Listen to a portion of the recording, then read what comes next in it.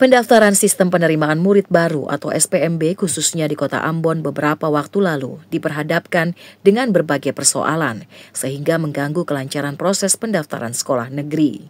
Persoalan yang dihadapi berupa teknis hingga dugaan kecurangan. Kondisi ini menimbulkan keresahan dari kalangan calon siswa dan orang tua sekaligus menuntut perbaikan sistem yang lebih komprehensif. Sejumlah calon siswa berprestasi dilaporkan gagal lolos seleksi dan terjadi aksi protes dari orang tua siswa. Kepala SMA Negeri 1 Ambon, Lani Laturiu, berpendapat SPMB tahun 2025 di SMA Negeri 1 sudah sesuai prosedur dengan mengacu pada Permendikdasmen nomor 3 tahun 2025.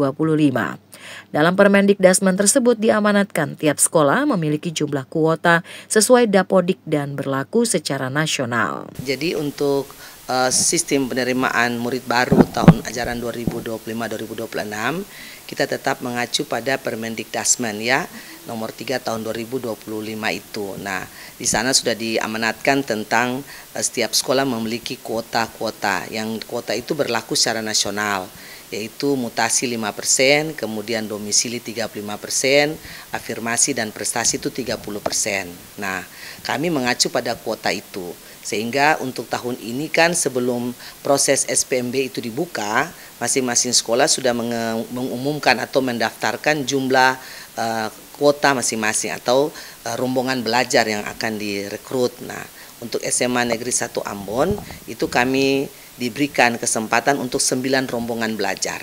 Nah, kalau 9 rombongan belajar dikalikan dengan angka pembagi per ruang itu adalah 36, maka jumlah murid untuk tahun 2025-2026 itu sebanyak 324 siswa saja.